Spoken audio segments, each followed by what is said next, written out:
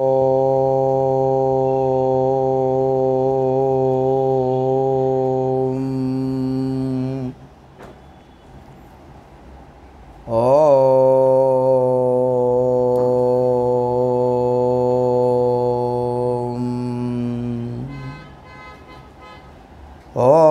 శ్రీ సత్యానందయోగీంద్రమరుణాచలవాసిన మౌనీంద్రరమణపాదాబ్జభృంగం వందే తమన్వహం అరుణశైలగతాశ్రమవాసినం పరమహంసమనంజనమచ్యుతం కరుణయా దదతం వ్యవహారితాం సతతమాత్మని సంస్థితమక్షరే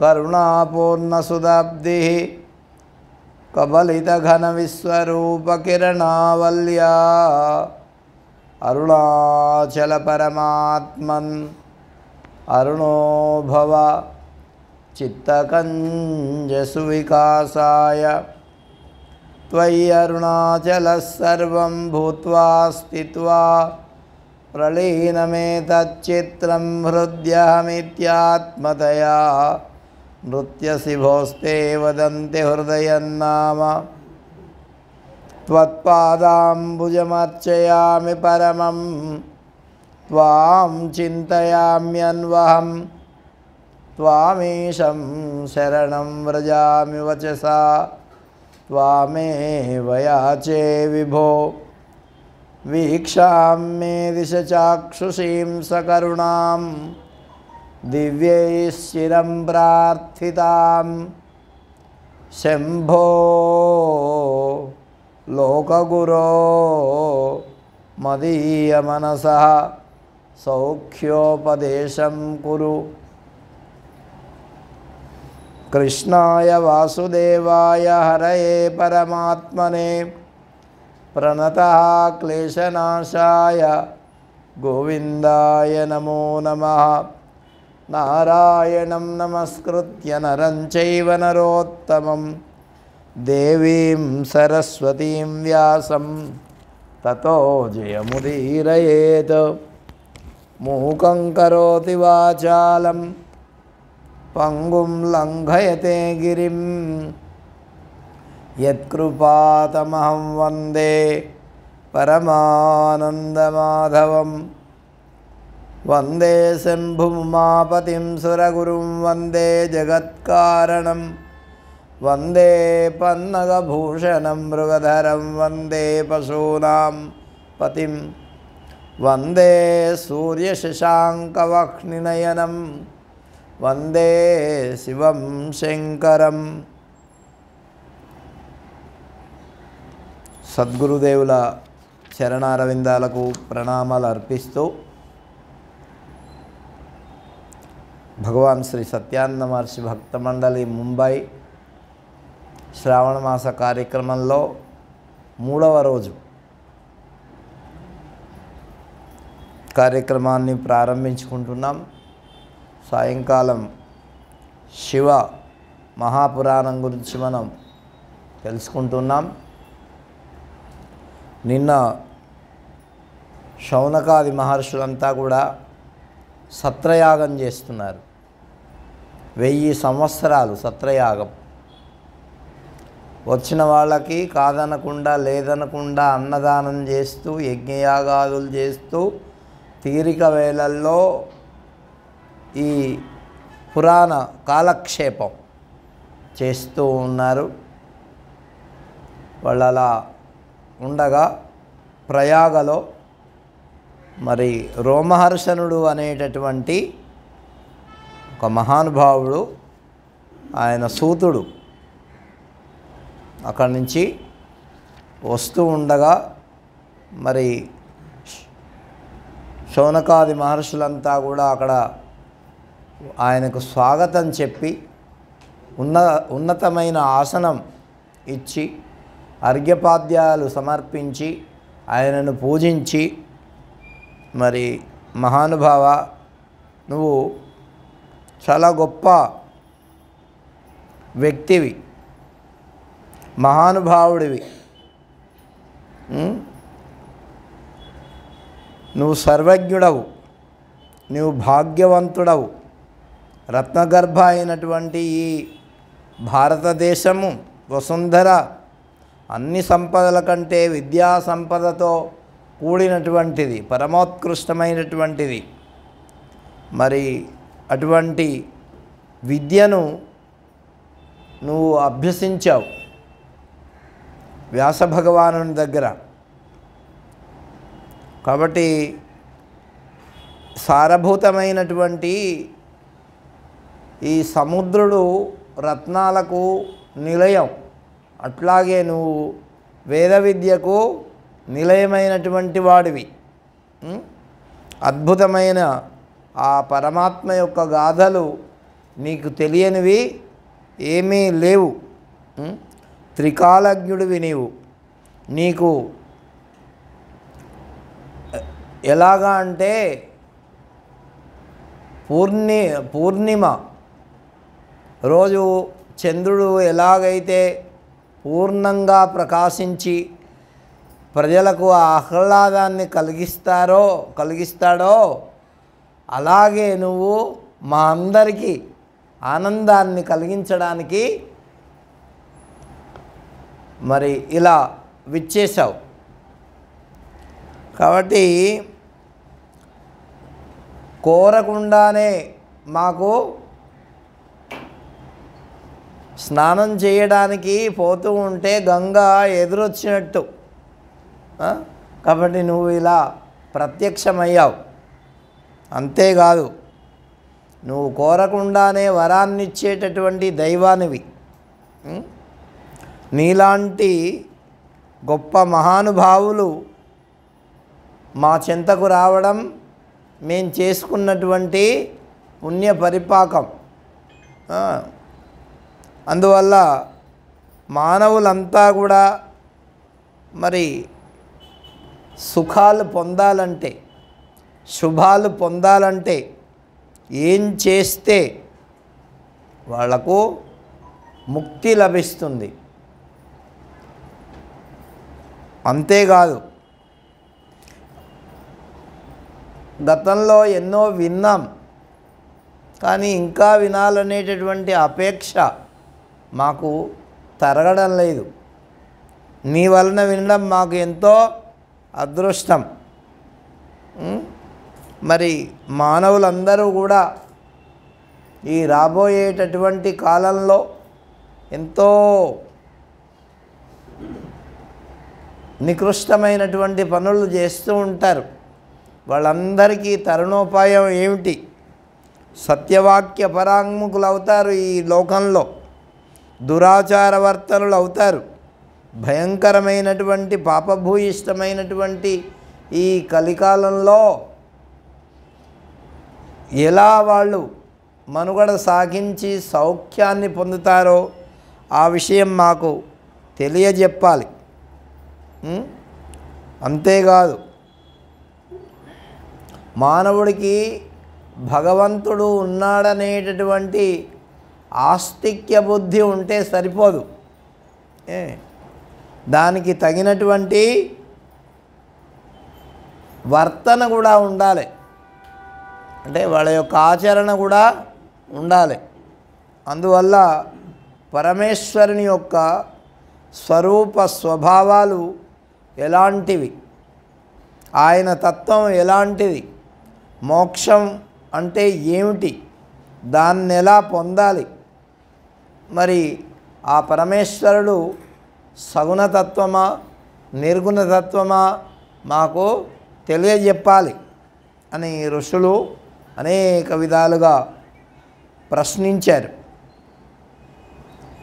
ప్రశ్నిస్తే ఆ రోమహర్షణుడు అనేటటువంటి సూత మహర్షి వారందరికీ చెప్తున్నాడు, అయ్యా మీరు అడిగింది చాలా బాగుంది,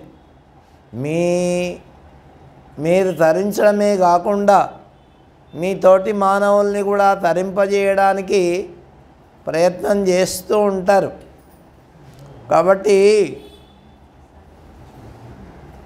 ఈ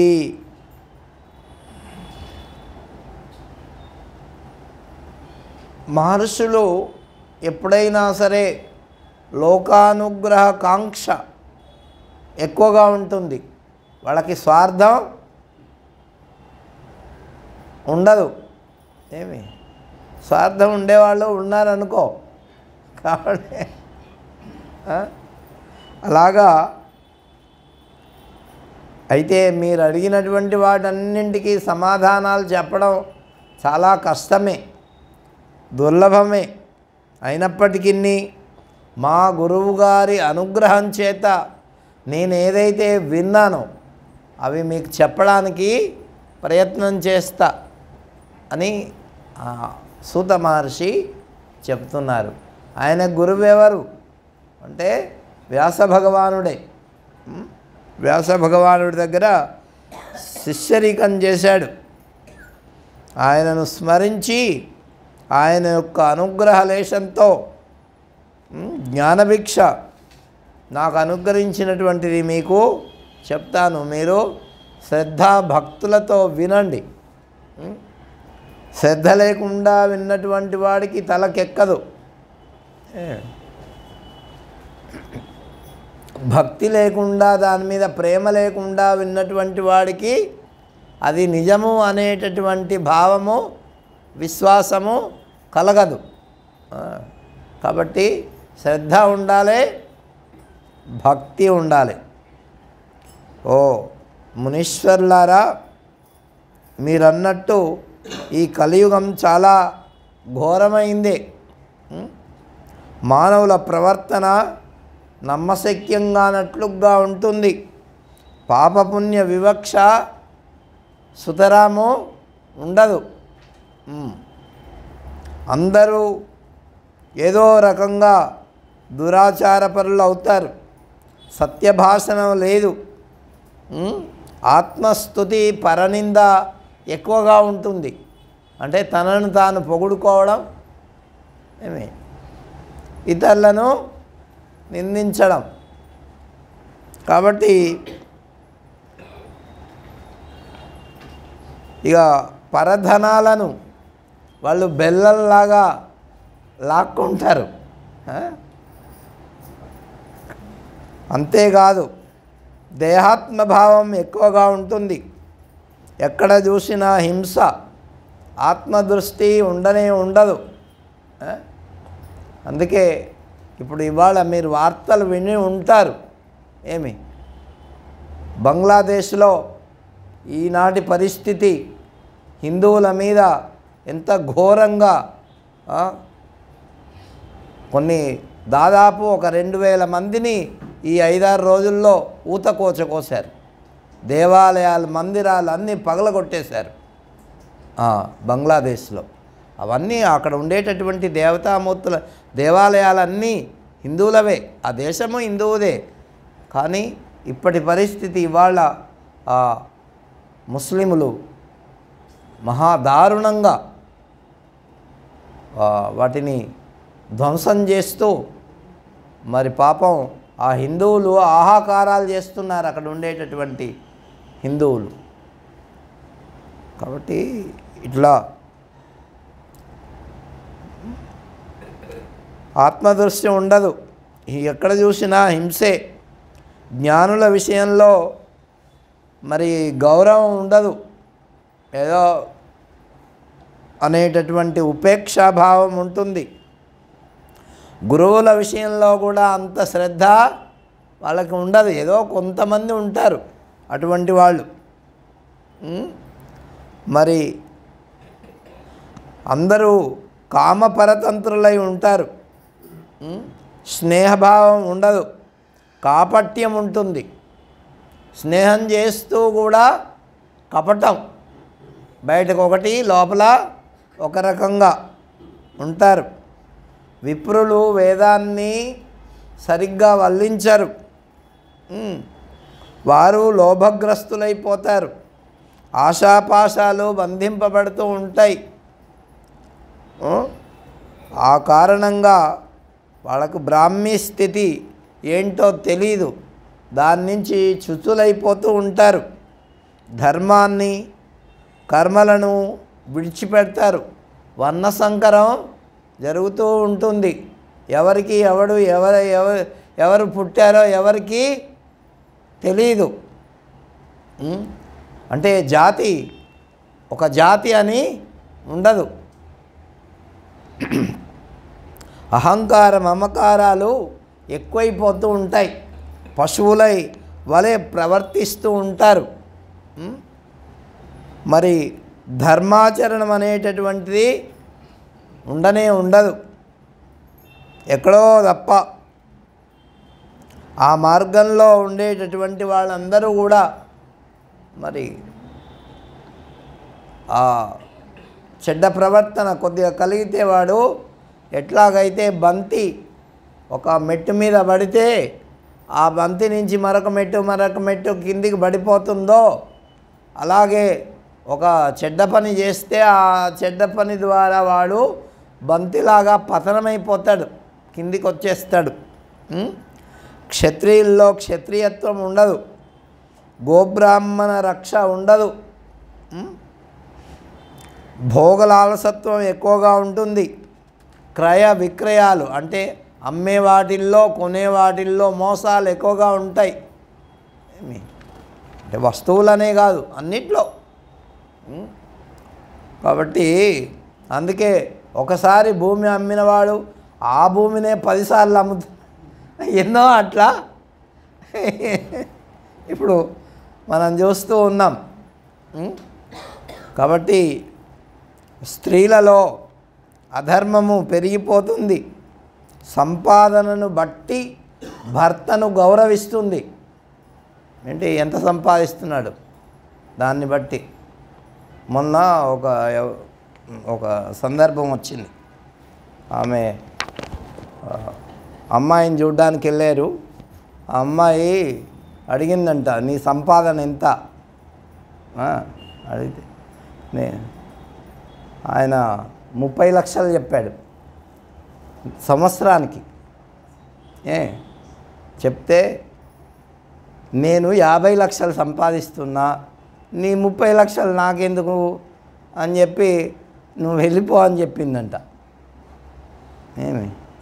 అట్లా అంటే సంపాదనను బట్టి గౌరవం, డబ్బుల్ని బట్టి గౌరవం. వాళ్లకు అత్తమామల్ని అంతగా ఆదరించరు. వాళ్లకు కేశములే, స్త్రీలకు కేశములే అలంకారం, ఆభరణాలు ఏమి ఉండవు. ఆ కేశాలు కూడా కటింగ్ చేసుకుంటారు. నేను చెప్పట్లేదు సుమా, అప్పుడు ఎప్పుడో అందరు కత్తిరించుకుంటున్నా ఇప్పుడు. కాబట్టి స్వేచ్ఛాచారం కలిగి ఉంటారు. సంతానాన్ని మధ్యలోనే విచ్ఛేదం చేస్తారు, అంటే గర్భపాతం చేస్తారని అర్థం.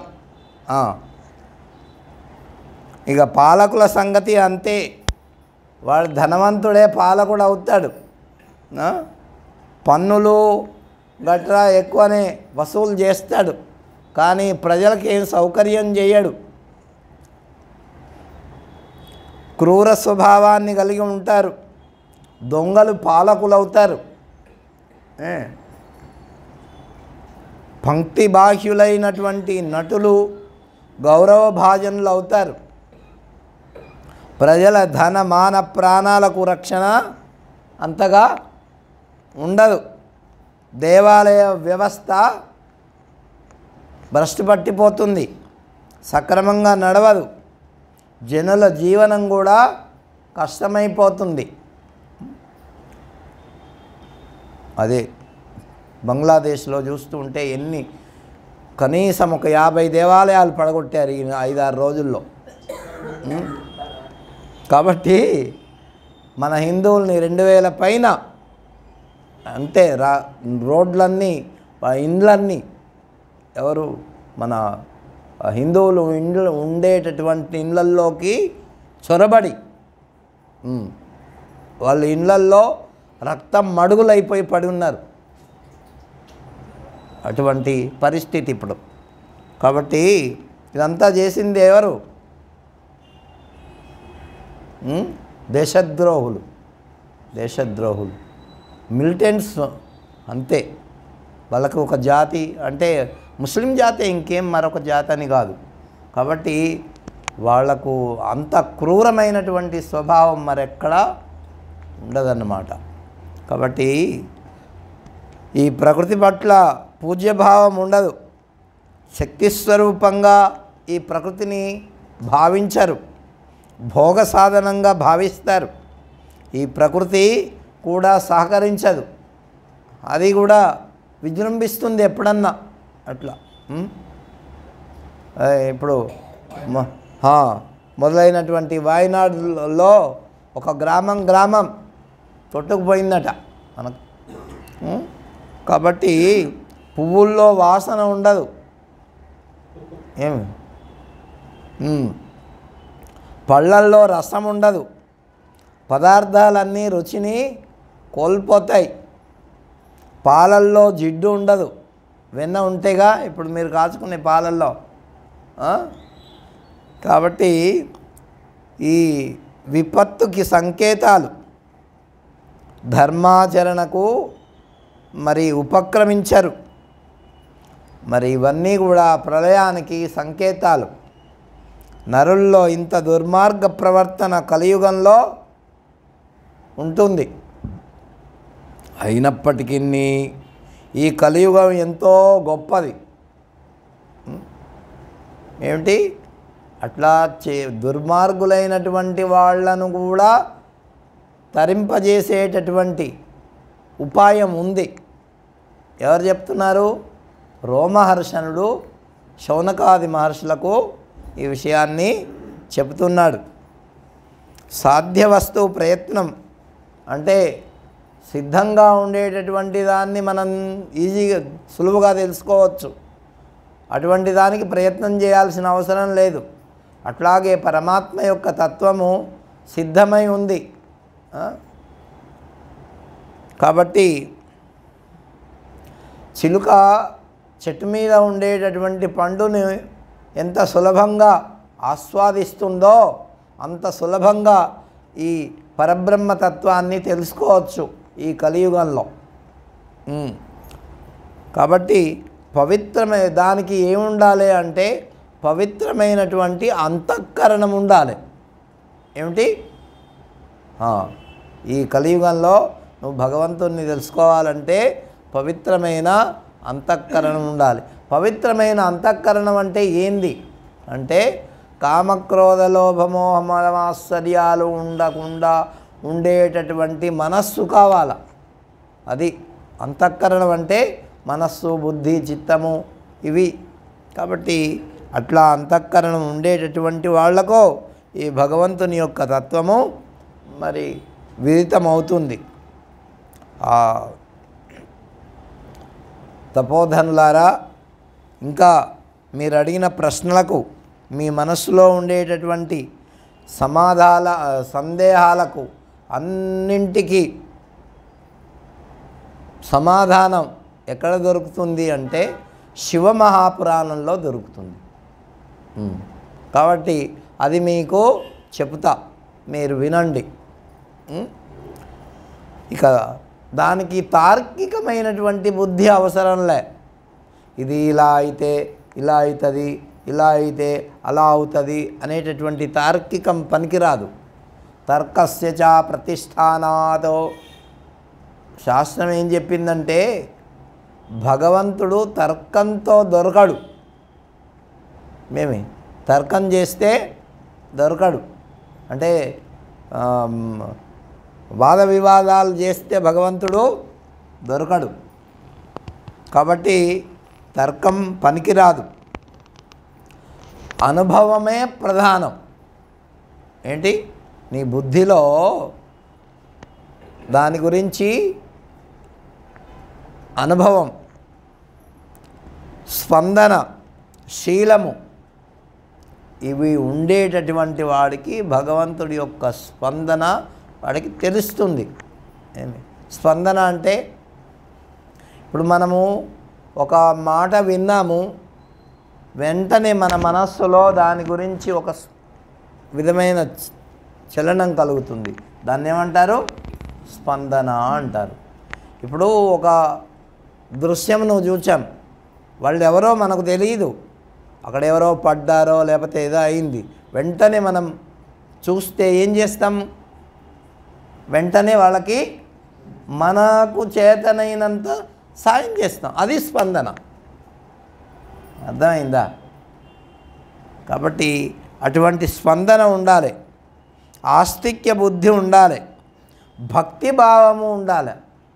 భగవంతుని విషయంలో అసూయ ఉండకూడదు. భగవద్గీతలో కూడా చెప్పాడు భగవంతుడు, అనసూయవేతే ప్రవక్ష్యామి 9వ అధ్యాయంలో. అసూయ లేనటువంటి వాడికి ఈ బ్రహ్మ విద్య భగవంతుని గురించి విషయం పడుతుంది. లేకపోతే ఇప్పుడు కృష్ణుడు ఎంతో గొప్ప శక్తిమంతుడు, కానీ ఈ శిశుపాల దంతవక్తులు, వాసుదేవ పౌండ్రక వాసుదేవుడు మొదలైనటువంటి వాళ్ళు ఆయన్ని ద్వేషించారు. ఆయనలో ఉండేటటువంటి మంచి గుణము చూడలే, ఆయనలో ఉండేటటువంటి దోషాలని చెప్పారు. కాబట్టి అట్లా దోషాలను చూసేటటువంటి వాడికి నిజంగా వాడి ఎదుటి వాళ్ళ యొక్క గొప్పతనము అర్థం కాదు. కాబట్టి ద్వేషం, అసూయ ఉండకూడదు. భాగవతంలో కూడా ఏం చెప్పిందంటే, నిర్మత్సరాణం సతాం వేద్యం వాస్తవమత్ర వస్తు శివదం తాపత్రయోన్మూలనం మహాముని కృతే కిం వా పరైరీశ్వర సద్యో ఉద్య విరుద్యతోత్కృతిభిః శుశ్రూషిభిః తక్షణాతో. ఏం చెప్పారు? ధర్మప్రోజ్జిత కైతవోత్ర పరమో నిర్మత్సరాణం సతాం. ధర్మమునందు మనస్సు కలిగినటువంటి వాళ్ళకి, సత్పురుషులకి, మాత్సర్యం లేనటువంటి వాళ్లకు భగవంతుడి యొక్క విషయం పడుతుంది. వాళ్ళ యొక్క చిత్తవృత్తి ఇప్పుడు మనం చూస్తూనే ఉంటాం కదా. నేను ఒక విషయం మన ఇక్కడ జరిగిందే. ఒకసారి ఎవరో బాగా మంచిగా భజన చెప్పారు, చాలా మంచిగా భజన చెప్పారు. బా ఎంత మంచిగా చెప్పినారు భజన అన్న. నాతో పాటు ఇంకా 4-5 ఉండే. మాకు కూడా అవకాశం వస్తే మేము చెప్పమా అన్నారు ఒక ఆవిడ. అంటే వాళ్ళు అవును బాగా చెప్పారు అని అనొచ్చు కదా, అనలే. దానివల్ల ఏంటి ఏంటది లోపల ఏమున్నట్టు లెక్క? అది ఉంటే ఇది పడుతుందంట. అట్లా అవును మంచిగా చెప్పారు, చాలా బాగుంది, ఆనందిస్తే ఏం పోతుంది? అది పోని అటువంటి ఆనందం పొందనీయదు. ఏంటి లోపల ఉండేటటువంటి ఎదుటి వాళ్ళ యొక్క గొప్పతనాన్ని ఒప్పుకునేటటువంటి స్వభావము ఉండదు చాలామందికి. అది పనికిరాదని చెప్తున్నాడు ఎవరు? అందుకే ధర్మప్రోజ్జిత కైతవోత్ర పరమో నిర్మత్సరాణం సతాం. అట్లా మాత్సర్యం లేనటువంటి వాళ్ళట సత్పురుషులట.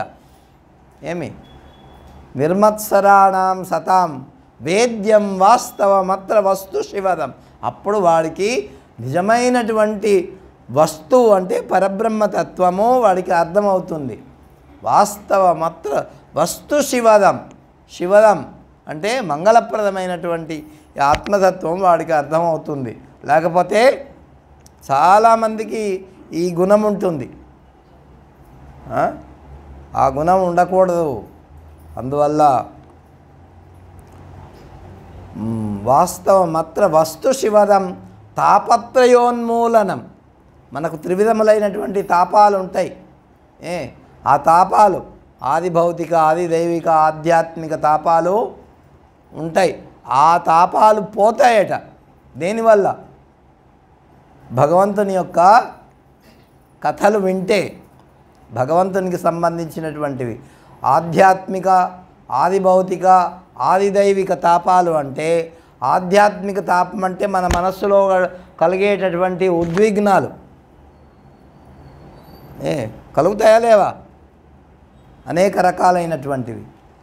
ఆది భౌతికం అంటే భౌతికంగా ఏమిటి? ఇప్పుడు పాములు, తేళ్ళు, జంతువులు ఇవన్నీ ఉన్నాయి కదా, వీటి వల్ల కూడా జరుగుతుంటాయి. ఆది దైవికాలు ఉంటాయి. దైవికాలు ఏంటంటే ఎప్పుడు వర్షం వస్తుందో తెలియదు, ఎప్పుడు గాలి వస్తుందో తెలియదు. ఈ గాలికి కొట్టుకుపోయే వాళ్ళు ఉంటారు, వర్షానికి కొట్టుకుపోయే వాళ్ళు ఉంటారు, అగ్నిలో కాలిపోయే వాళ్ళు ఉంటారు. ఇవన్నీ ఆది దైవిక తాపాలన్నమాట. ఇవన్నీ పోవాలంటే భగవంతుణ్ణి భజించాలి. తాపత్రయోన్మూలనం కిం వా పరైరీశ్వర సద్యో వృద్ధ్యవరుద్ధ్యతేత్రకృతిభిః శుశ్రూషుభిస్తక్షణాతో. విన్నంత మాత్రం చేతనే ఇవి పోతాయట. నీ తాపం అంటే నీ మనసులో ఉండే తాపం పోతుంది.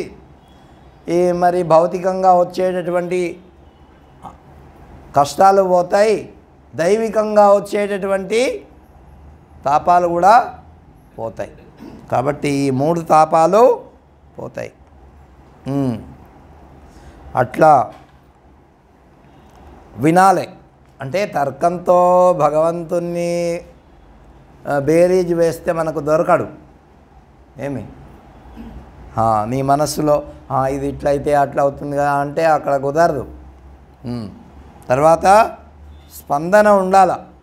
విన్నప్పుడు నీ యొక్క హృదయంలో భగవంతుని గురించి ఒక స్పందన పులకాంకితమైపోవాలని శరీరం ఏమి రోమాంచాశ్రువిః అని శంకరాచార్యుల వారు శివానందలహరిలో చెప్పారు. భగవంతుని యొక్క నామం వింటేనట, భగవంతుని యొక్క నామ సంకీర్తన చేస్తేనట నీ శరీరం మర్చిపోయి నీ శరీరంలో ఉండేటటువంటి రోమాలు నిక్కబొడిచి ఆ తన్మయంలో ఉండిపోతే అప్పుడు నీకు ఆ ఆనందం కలుగుతుంది. అటువంటి హృదయం ఉండాలి, ఆస్తిక్య బుద్ధి ఉండాలి, భక్తిభావం ఉండాలి, అసూయ ఉండకూడదు. అది కాబట్టి ఏకాత్మభావం ఉండాలి. అట్లా శ్రవణం చెయ్యాలి. ఎలా? అలా శ్రవణం చేస్తే భగవంతుడు కనిపిస్తాడు. మరి ఈ శివపురాణం సకలోపనిషత్ సారం, అన్ని ఉపనిషత్తులకు సారమైనటువంటిది. పురాణాల్లో అన్నింటిలో కూడా శ్రేష్టమైనటువంటి పురాణం. సర్వ మానవులకు ఈ లోకంలో సుఖాలను ఇస్తుంది, పరలోకంలో సౌఖ్యాలను కూడా ప్రసాదిస్తుంది. కలికల్మష నాశనం అంటే ఈ కలియుగంలో ఉండేటటువంటి కల్మషాలన్నింటినీ పోగొట్టడానికి ఈ శివపురాణం ఔషధం లాంటిది. అంతేకాదు ఈ పాపంలోంచి ఉద్ధరించి మరి పరమార్థాన్ని పొందింపజేస్తుంది. అంతేకాదు చతుర్విధ పురుషార్థాలు ఉన్నాయి మానవుడికి. ఏమిటి? అర్థము, కామము, మోక్షము. కాబట్టి ఈ అర్ధకామాలు ఎప్పుడైనా సరే ధర్మయుక్తంగా ఉండాలి. నువ్వు సంపాదించేటటువంటి ధనము ధర్మంతో కూడిందిగా ఉండాలి. ఏమి? నీ కోరిక ధర్మంతో కూడింది ఉండాలి. అంటే కోరికలు కొరకరాని కోరికలు కోరితే ఏమి వాడు ఇప్పుడు ఏమిటంటే అటువంటి చిన్నప్పుడు కొంతమంది జీవితాల్లో వ్యవహారంలో కొన్ని ఇది కావాలి అది కావాలని అనుకుంటారు. అనుకుంటే అవి కావాలంటే మరి డబ్బు కావాలి, డబ్బు కావాలంటే తన దగ్గర లేదు. అప్పుడు ఏం చేస్తాడు వాడు? ఎవరి దగ్గర ఉండేదో దాన్ని దొంగలిస్తాడు, లేకపోతే ఇంట్లో ఉండేదైనా దొంగలిస్తాడు. ఏమి? గాంధీ గారు కూడా ఆయన జీవితంలో ఆత్మకథలో రాశాడు. ఏమి? ఒకసారట ఆయనకు సిగరెట్ తాగడం అలవాటైందంట. సిగరెట్ తాగడం. వాళ్ళు ధనవంతులే కానీ డబ్బు ఆయనకు నెల నెల ఏదో ప్యాకెట్ మనీ ఇచ్చేది జేబులో అయిపోయింది. ఏం చేయాలా అనుకున్నాడు. వాళ్ళ నాన్నగారు జేబులో కొంత డబ్బు ఉంటే తీసుకున్నాడట. తీసుకొని ఖర్చు పెట్టుకున్నాడు, జల్సా చేశాడు.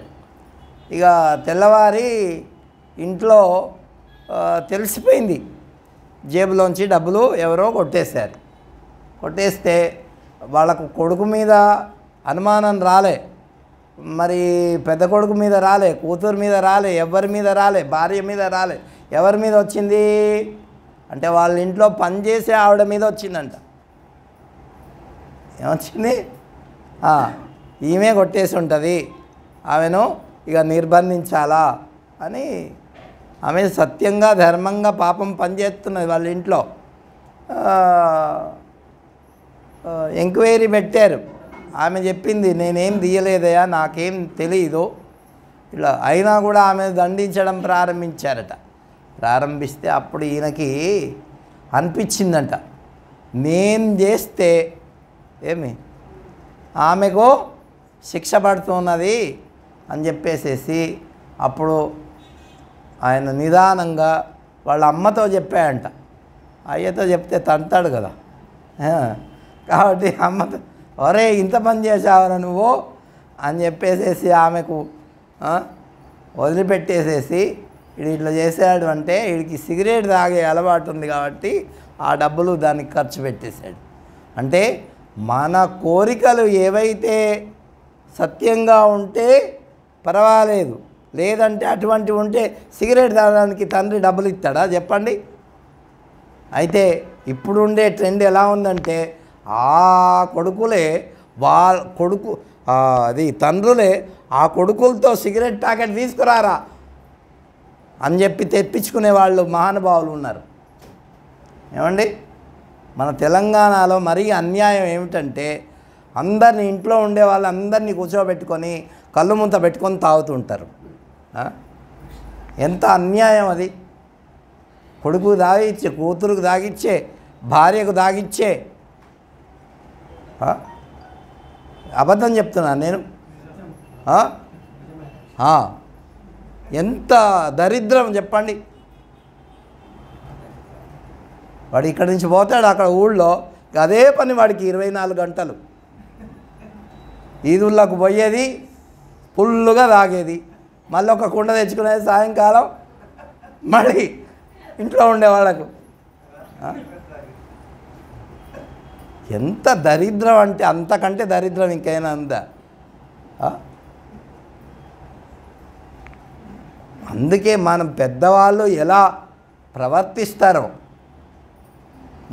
చిన్నవాళ్ళు అలా మరి వాడికి చిన్నప్పటి నుంచి అలవాటు అయిపోతే వాడు కాట్లో వేసినా కూడా వాడు తాగుతాడు అంటాడు వాడు.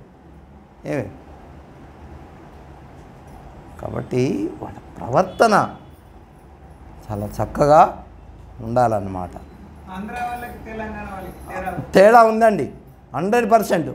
తండ్రులు వాళ్ళు కొడుకుల ముందర తాగరు, తాగుతారు బ్రహ్మాండంగా, కానీ కొడుకుల ముందు తాగరు. ఆంధ్రలో చిన్నవాళ్ళను చిన్నవాళ్ళుగానే ఉంచుతారు, వాళ్ళకి కావాల్సిన డబ్బు ఇస్తారు, అన్నీ ఇస్తారు, కానీ వాళ్ళ ముందు అటువంటి పనులు చెయ్యరు. కాబట్టి ఈ వాడి యొక్క చేష్టలు ఎలా ఉండాలా? సక్రమంగా బాగానే. అంటే ఒకరి మీద ఇటువంటి చెడ్డ పనులు ఒకరు చేసి ఒకరి మీద వస్తుంది కదా అది. కాబట్టి అట్లా చేయకుండా ఉండాలి. అంతేకాదు స్వచ్ఛమైనటువంటి కర్మ విధంగా ఉండాలి. అంటే నేను ఇక్కడ ఏం చెప్తున్నాను, కోరికలు ధర్మయుక్తంగా ఉండాలి.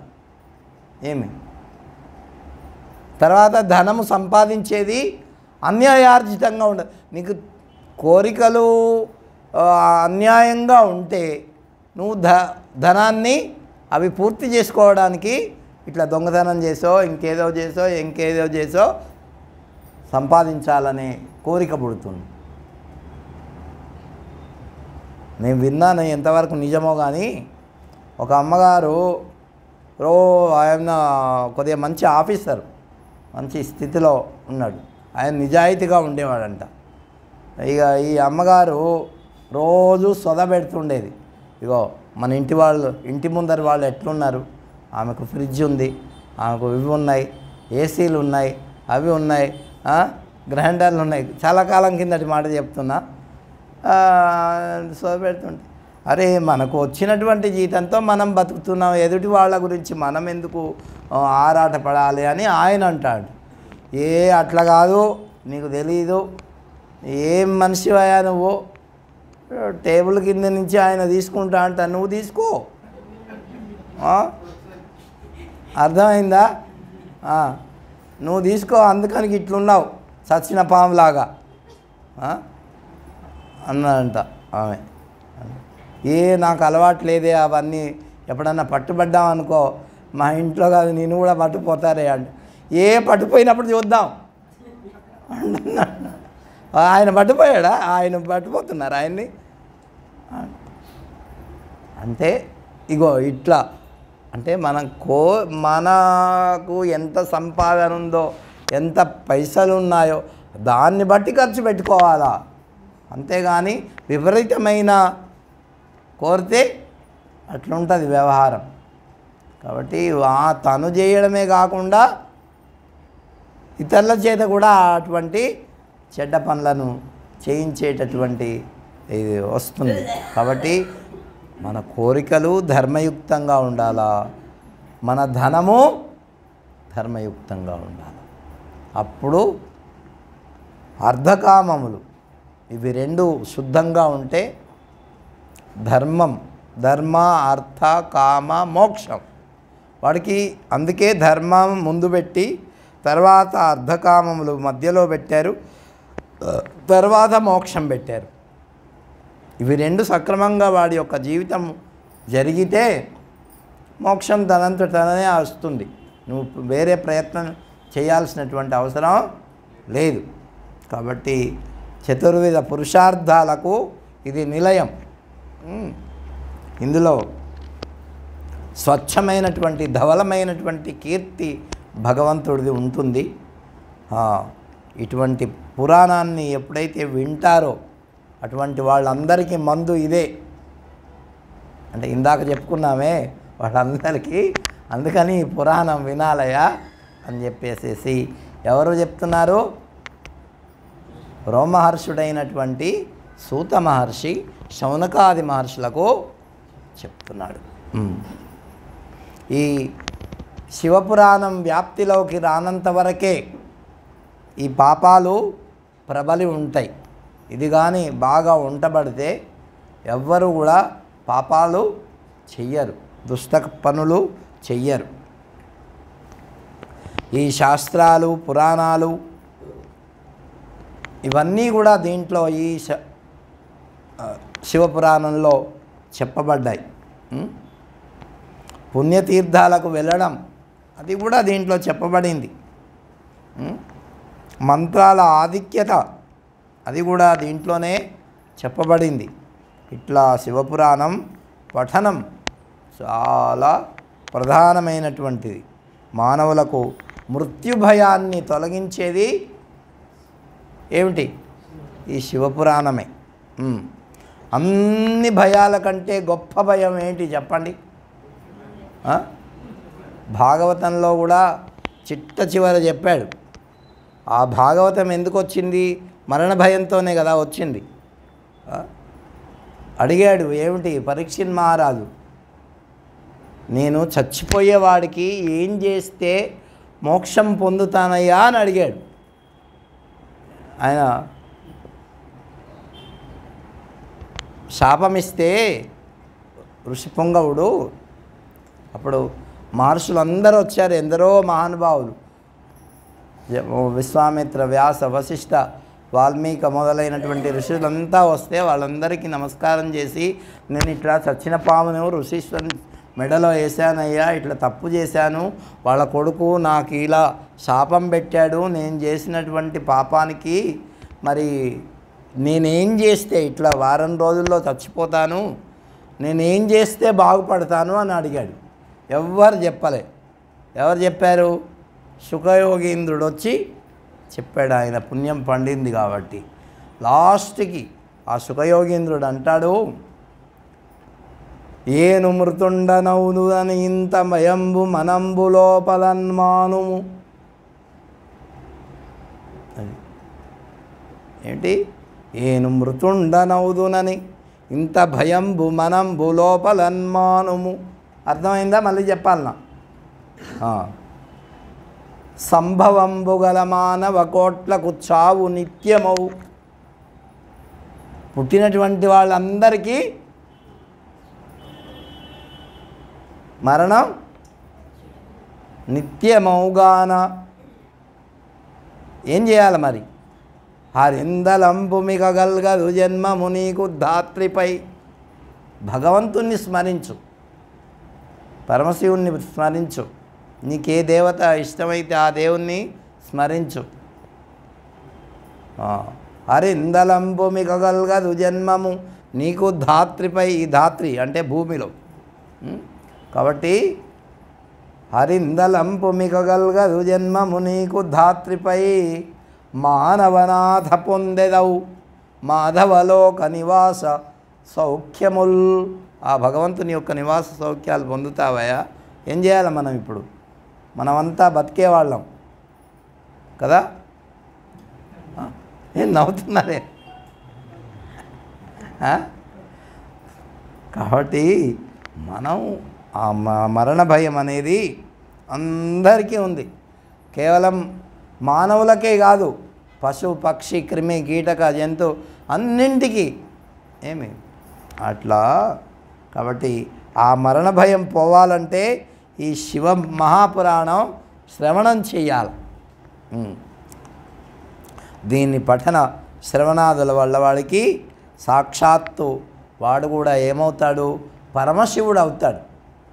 ఏమి మోక్షలక్ష్మి వాడి గుమ్మం ముందుకు వస్తుంది. కాబట్టి ఈ విధంగా సమస్తమైనటువంటి వేద శాస్త్ర పురాణ ఇతిహాస మంత్ర తంత్ర జప తప ధ్యాన యోగాదులు సారభూతమైనటువంటి జ్ఞానం ఏదైతే ఉందో అదంతా కూడా ఆ భగవంతుని యొక్క నామస్మరణ వల్ల, జ్ఞానం యొక్క స్వరూపం వల్ల ఈ పురాణంలో చెప్పబడింది. కాబట్టి అదంతా వాడు ఆ స్వరూపమైపోతాడు. పాల యొక్క సారం ఏమిటి? పాల యొక్క సారం ఏమిటి తెలీదా? ఏమ్మా తెలీదా? పాల యొక్క సారం ఏంది? వెన్న. ఏంటి? అట్లా అన్ని శాస్త్రాల సారం, అన్ని పురాణాల సారం ఏమిటి? శివమహాపురాణం. అది. కాబట్టి ఇది అమృతంతో సమానమైనటువంటిది. అయితే ఎవరైతే మహాఫలం పొందాలంటే కృష్ణపక్షమి చతుర్దశి నాడు ఉపవాసం ఉండి శివభక్తులతో భజనలు చేస్తూ గడుపుతూ మరి ఈ శివమహాపురాణాన్ని వింటాడో అటువంటి వాడు ఎన్నో జన్మల యొక్క పాపాన్ని పోగొట్టుకొని శివ సాయుధ్యం పొందుతాడు. అంటే ఈ చతుర్దశి కృష్ణపక్షమి అంటే ఏంటి అంటే, ఇప్పుడు మహాశివరాత్రి ఉంటుంది కదా, మాస శివరాత్రి కూడా ఉంటుంది. చూసారా మీరు ఎప్పుడన్నా? మాస శివరాత్రి ప్రతి నెల కృష్ణపక్షము చతుర్దశి నాడు వస్తుంది. అది త్రయోదశి రాత్రికి చతుర్దశి. కాబట్టి ఆ రోజు శివరాత్రి అన్నమాట. అట్లా ఉపవాసం ఉండి వాళ్ళు భగవంతుని స్మరణ చేస్తే వాళ్ళకు మోక్షం వస్తుంది, ఎంతో పురస్చరణ ఫలం కలుగుతుంది, పుణ్యపురుషుడు అవుతాడు. అంతింత అని చెప్పడానికి వీలు లేదు. కురుక్షేత్రము, గయా, ప్రయాగ ఇత్యాది క్షేత్రాల్లో మరి తన బరువు ఎంత ఉన్నదో అంత బంగారం దానం చేసినంత ఫలం కలుగుతుందండి. ఏమి అందుకే చాలామంది తూచి అంటే మన వేములవాడ రాజరాజేశ్వర స్వామికి ఏం చేస్తారు మన వాళ్ళంతా? బెల్లం. ఎప్పుడన్నా బంగారం కూడా ఇస్తే బాగుండు. బంగారం కాబట్టి బెల్లం పెడతారు, ఇంకేవేవో కొన్ని అట్లా.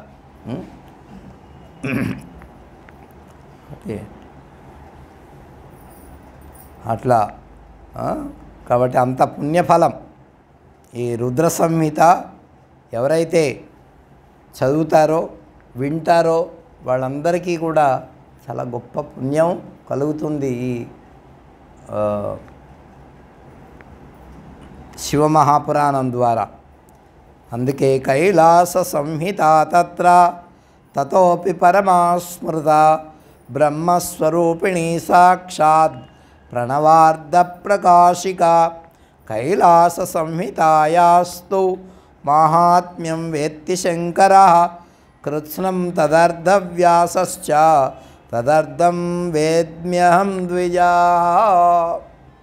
ఈ శివమహాపురాణం యొక్క గొప్పతనాన్ని ఆ రోమహర్షణుడు సూత మహర్షి శౌనకాది మహర్షులకు చెప్తున్నాడు. కైలాస సంహిత తత్ర, ఈ కైలాస సంహిత అనేటటువంటిది ఉన్నదే అది గొప్పదైనటువంటిది, పరమోత్కృష్టమైనటువంటిది.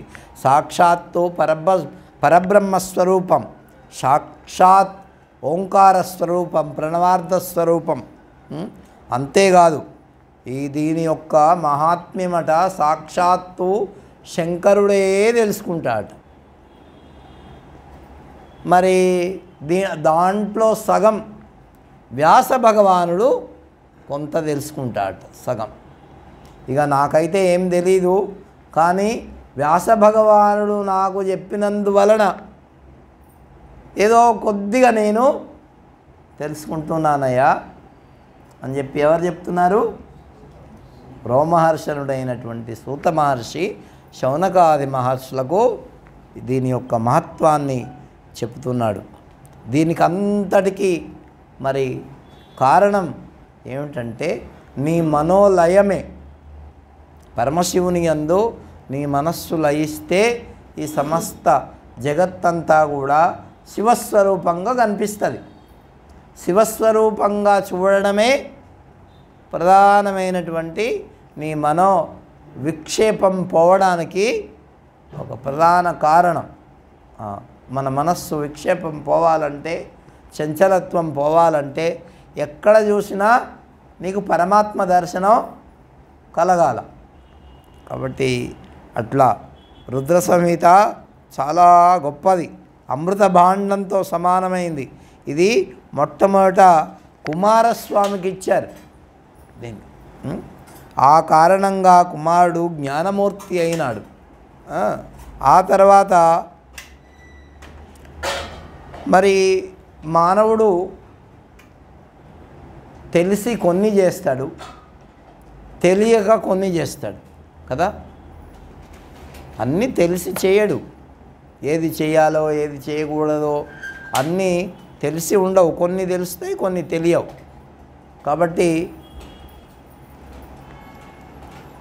ఆ తెలిసి తెలియక చేసేటటువంటి ఏ పాపాలైతే ఉన్నాయో అవి ఈ శివపురాణం వింటే పోతాయి. అర్థమైందా? అయితే ఈ రుద్ర సంహిత ఏ పాపాన్నైనా సరే పోగొడుతుంది. అమృత భాండంతో సమానమైనటువంటిది. కాబట్టి తినకూడని వాడిని తినడం దురాచారం అంటారు. ఏమంటారు? తాగకూడని వాడిని తాగడం దురాచారం అంటారు. ఈ కృత్యాలు కూడా చేయకూడదు మానవుడు. ఏమి దీనివల్ల వాడు భ్రష్టుడైపోతాడు, లోకభ్రష్టుడవుతాడు, జాతి భ్రష్టుడవుతాడు, మానవ భ్రష్టుడవుతాడు, వంశభ్రష్టుడవుతాడు. ఒక్కొక్కరిని చూసి వాడు ఏదన్నా చేయరాని పనులు చేస్తే మా వంశాన్ని చెడబుట్టావు కదరా అంటారా లేదా? కాబట్టి అట్లా చేసే అంటే తెలుసుకొని చేయకూడదు. అట్లా ఒక్కవేళ ఎవడన్నా అట్లా జరిగితే వాడు తెలుసుకొని శివపురాణాన్ని విని మళ్ళీ ఆ పనులను నేను చెయ్యను అని ప్రాయశ్చిత్తం చేసుకుంటే వాడు ఆ పాప విముక్తి వాడికి కలుగుతుంది. కాబట్టి ఈ రుద్ర సంహిత తర్వాత శివపురాణం చాలా ఇంకా ఎక్కడ దీన్ని వినాలట?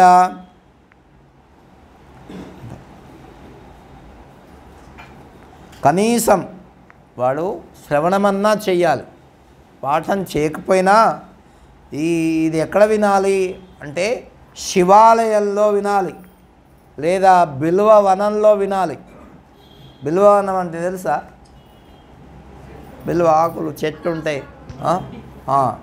అట్లా బిల్వ వనంలో వినాలి. అనంతమైనటువంటి ఫలితం వస్తుంది. అంతేకాదు భక్తితో వినాలి, భక్తితో పఠించాలి. వాళ్ళందరూ కూడా రుద్రలోకాన్ని పొందుతారు. ఇక దీంట్లో మొన్న తెలుసుకున్నాం సూచాయిగా 7 సంహితలు ఉంటాయి. ఏమి 4000 శ్లోకాలు ఉంటాయి. అంతేకాకుండా విద్యేశ్వర సంహిత, రుద్ర సంహిత, శతరుద్ర సంహిత, కోటిరుద్ర సంహిత, ఉమా సహిత సంహిత, కైలాస సంహిత, వాయు సంహిత అనేటటువంటి 7 సంహితలు భాగాలు ఉన్నాయి దీంట్లో. కాబట్టి సాధ్యమైనంత వరకు మనం వినడానికి ప్రయత్నం చేద్దాం. ఇంకా 27 రోజులు ఉందా? లేదు, 2 రోజులు ఎగిరిపోయింది అప్పుడే దాంట్లో, వచ్చే నెల. కాబట్టి మనకి ఇంకా 25 రోజులే ఉండేది. కాబట్టి వేద సంహితం ఇది, పురాణ సంహితం. పురాణాలన్నీ వేదాలతో సమానమైనటువంటివే. ఎందుకంటే వేదవ్యాసుడే దీన్ని రాశాడు. ఈ ఋషులందరూ కూడా మరి శంకరునే ధ్యానిస్తూ ఉండాలి. ఏమి వేదసారం ఇది, పురాణ శ్రేష్టం, శివమహాపురాణం మరి వినాలి. భక్తి జ్ఞాన వైరాగ్యాలు కలుగుతాయి. దీన్ని వింటే ఏమొస్తుంది? మనకి భక్తి కలుగుతుంది, పరమేశ్వరుని మీద జ్ఞానం కలుగుతుంది, వైరాగ్యం కలుగుతుంది. ఈ లోకంలో ఉండేటటువంటి మోహం పోతుంది, వీటి మీద ఉండేటటువంటి ఆసక్తి పోతుంది, అనురాగం పోతుంది.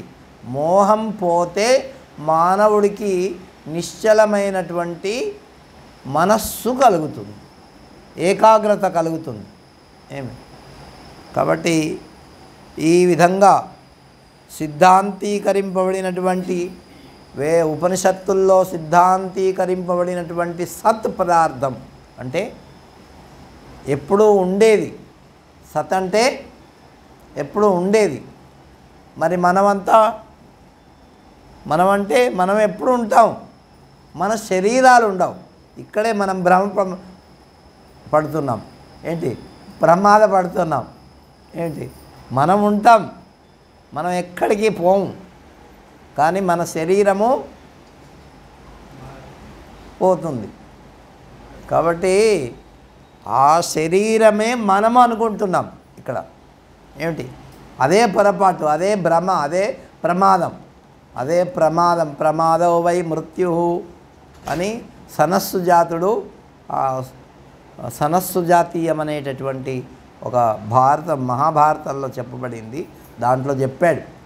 కాబట్టి ప్రమాదో వై మృత్యు అంటే ఈ శరీరం పోవడం కాదు, ప్రమాదాన్ని పొందడమే మృత్యు. కాబట్టి అట్లా ఈ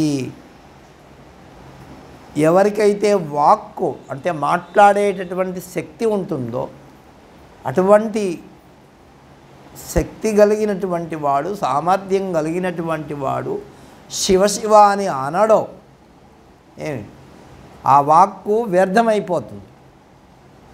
అర్థమైందా? అంటే ఇప్పుడు మన 10 లక్షల డబ్బు ఉన్నది, అది వ్యర్థంగా అంటే వాడికి ఉపయోగపడలేదు అనుకో, అది ఏమైనట్టు లెక్క, వ్యర్థమైపోయినట్టు.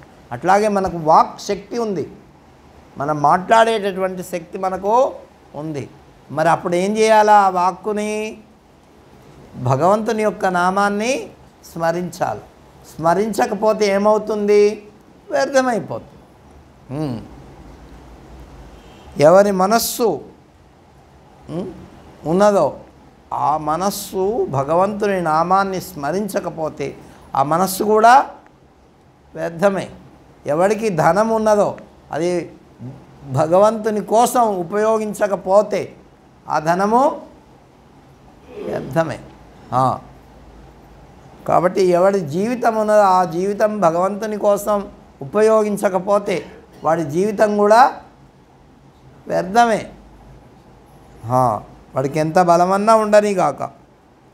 మరి ఈ అన్నింటికంటే త్రిమూర్తుల్లో మహాదేవుడు, ఆయన్ని స్మరించాల. ఆయన సర్వజ్ఞుడు, జగదీశ్వరుడు. పరాభక్తితో ఆయన్ని దర్శించవచ్చు. ఏమి మరో ఇంతకంటే వేరే మార్గము మరొకటి లేదు. అందువల్ల రుద్రుడు, హరిహరులు, ఇంద్రాది దేవతలు పరాభక్తితో భగవంతుణ్ణి ధ్యానించి కృతకృత్యులయ్యారు, దర్శనాకాంక్షులైనారు. ఆ పరాభక్తియే మోక్షదాయకం. అందుకే శాండిల్య మహర్షి కూడా ఇదే చెప్పాడు మొట్టమొదటి భక్తి సూత్రంలో. నారద భక్తి సూత్రంలో కూడా నారద మహర్షి పరానుభక్తిరీశ్వరే పరమ ప్రేమ రూప అని ఇట్లా భక్తికి నిర్వచనం చెప్పారు. పరమ ప్రేమ రూప. ఏ భక్తి అయితే ఉంటుందో ఆ భక్తి ఎవరి మీదైతే మనకు ప్రేమ ఉంటుందో వాళ్ళ దగ్గర నుంచి మనం ఏదన్నా ఆశిస్తే అది భక్తి కాదట. అర్థమైందా? అర్థం కాలే కదా? మనకు ప్రేమ ఉంటుంది ఇతర వాళ్ళ దగ్గర నుంచి మనం ఏదన్నా ఆశించామనుకో నీకు ప్రేమ ఉన్నట్టు కాదట. ఆశించడం కోసం వాళ్ళ మీద ప్రేమ చూపించినావు అంతే. అట్లా ఆశించకుండా ఏ ప్రేమ అయితే చూపిస్తావో అది పరమ ప్రేమ రూప. అటువంటిది భక్తి. పరానురీశ్వరే భక్తి. కాబట్టి అటువంటి భక్తి మనందరికీ కలగాల. అటువంటి భక్తితో మనం వినాల ఈ శ్రావణ మాసంలో ఈ శివపురాణాన్ని. కాబట్టి మనకి ఇవాళ దీని గొప్పతనాన్ని చెప్పుకోవడానికి మనకు సమయం అయిపోయింది. ఓం శ్రీరామ జయ రామ జయ జయ రామ.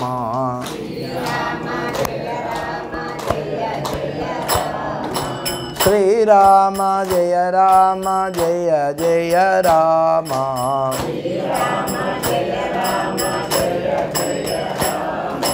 శ్రీరామ జయ రామ జయ జయ రామ.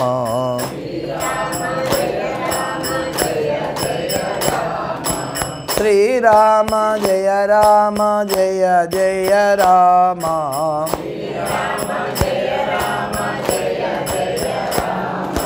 శ్రీరామ జయ రామ జయ జయ రామ.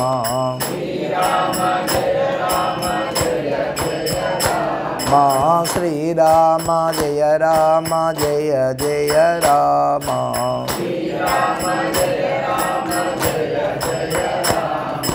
श्रीराम जय राम जय जय राम श्रीराम जय राम जय जय राम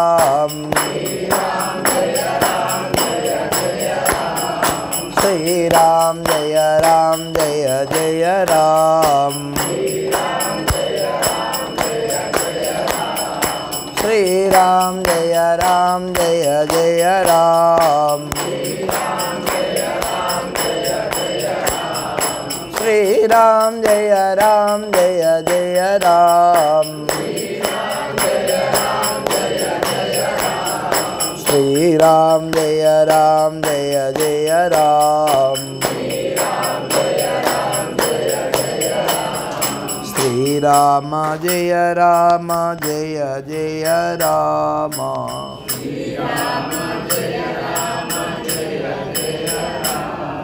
जय राजा रामचंद्र भगवान की सीता माई की पवन सुत हनुमान की गोपाल कृष्ण भगवान की तारकेश्वर भगवान की जगदम्बा माई की सद्गुरु सत्य भगवान की हर नमः पार्वती पतये हर हर महादेव।